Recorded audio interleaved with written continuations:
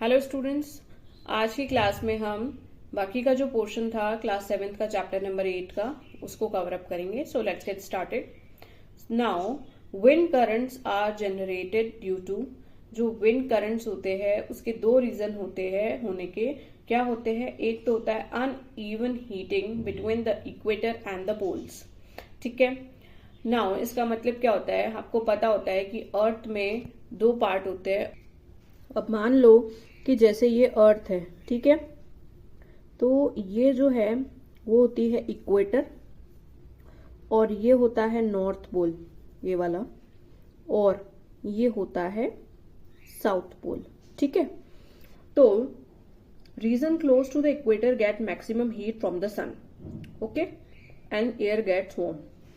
अब ये जो इक्वेटर होती है ये होता है, इसको मैक्सिमम सनलाइट मिलती है सन से, बिकॉज अगर मान लो सन यहाँ है तो रेज यहाँ पे ज्यादा सबसे पहले पहुंचेगी और यहाँ थोड़ी कम पहुंचेगी सन की। ठीक है, तो ये जो एरिया होता है इक्वेटर वाला वो बहुत ज्यादा क्या होता है? गर्म होता है, वार्म होता है।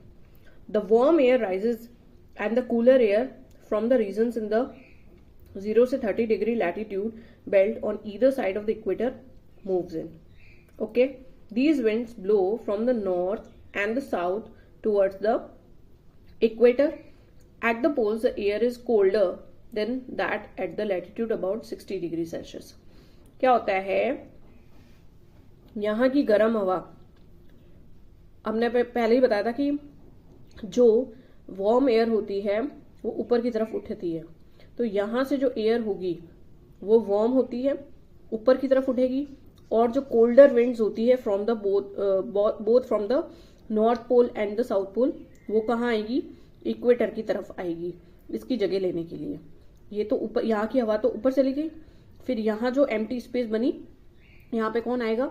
नॉर्थ पोल की हवा, colder winds, and the south pole की colder winds. Okay, the winds would have flown from the north to the south or from south to north direction, and this change in direction is caused by the rotation of the earth. अर्थ जैसे जैसे क्या करेगी? Rotate करती रहती है, ऐसे ऐसे ऐसे रोटेट करती रहती है सन के अराउंड। तो जो विंड्स होती है वो नॉर्थ से नॉर्थ की हवा साउथ की तरफ जाएगी और साउथ की हवा नॉर्थ की तरफ जाएगी। ओके, सेकेंड है हमारा uneven heating of the land and water. अब इसमें क्या होता है? समर्स में जो लैंड होती है near the equator warms up faster and the temperature is higher than water in the oceans. ये हमने सब कुछ पहले से पढ़ रखा है। ओके, सो इसलिए आपको ये पहले से पता होगा कि लैंड जो होती है वो जल्दी वार्म होती है और ऊपर की तरफ उठती है, और उसकी जगह कौन आती है? ओशन की ठंडी हवा लेती है। The air over the lands get heated and rises. This causes the winds from the oceans to flow towards the land and these are called the monsoon winds. जो हमने अभी पहले ही बताया है कि जो लैंड की हवा होती है वो हीटेड होके ऊपर जाएगी और उसकी जगह ओशन की ठंडी हवा लेगी, और इसी विंड्स को क्या बोला जाता है? मॉनसून विंड्स बोला जाता है। The winds from the ocean carry the water and bring the rain.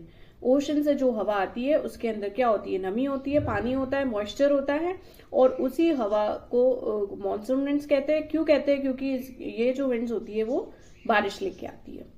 ये होता है वाटर साइकिल का एक पार्ट होता है। In winter the direction get reverse.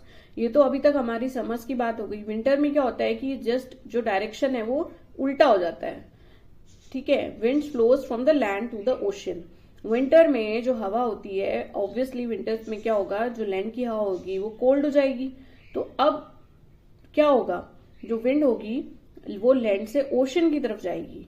Farmers in our country depends on the rains for their harvest, for their crops harvest. Okay, farmers जो होते हैं इंडियन फार्मर्स होते हैं वो मेनली डिपेंड किस पे करते हैं? बारिश पे ही करते हैं अपने क्रॉप्स को हार्वेस्ट होने के लिए। And too much rain causes the disasters like cyclone and the thunderstorm. We all know that अगर रेन्स जो है वो ज्यादा हो गई तो साइक्लोन और थंडरस्टॉर्म आने की भी पूरी होती है। ठीक है, जो हमारा नेक्स्ट टॉपिक है वो है थंडरस्टॉर्म्स। थंडरस्टॉर्म्स क्या होते हैं? Thunderstorms develop in hot and humid tropical areas जैसे कि India. Hot and humid tropical areas में थंडरस्टॉर्म्स मोस्टली होते हैं जैसे कि India. The rising temperature produces the strong upward rising winds. ठीक है।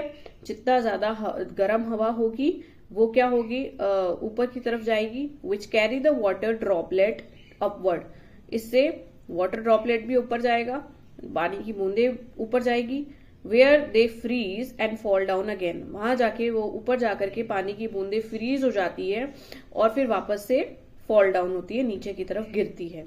The swift movement of falling the water droplet along with the rising air create the lightning and sound like thunderstorms. Okay, now what is thunderstorm? जो water droplet नीचे गिरती है, ठीक है, with the rising air create the lightning, इससे lightning भी होती है और sound भी होता है, जिसको हम बोलते हैं thunderstorm। अब हमें कुछ थंडरस्टॉर्म के दौरान, जब थंडरस्टॉर्म आता है तो क्या प्रिकॉशन रखने होते हैं उसके बारे में पढ़ते हैं। सिंपली पॉइंट्स है, you just have to learn it by yourself, कुछ भी ज्यादा टफ नहीं है जिसको समझाना पड़े, just note down the points. Okay, इसमें क्या होता है थंडरस्टॉर्म के दौरान, कॉमन चीजें है कि don't take shelter under an isolated tree, instead take shelter under a small tree. Don't lie on the ground, don't take shelter under a metallic and umbrella, don't sit near windows, open garage, metal sheds, storage sheds. हमें यहाँ पे नहीं बैठना चाहिए, हमको car या बस में बैठना ज्यादा सेफ होता है। Get out of water and go inside a building, हमें पानी में नहीं रहना है, हमें हमारे घर में रहना है।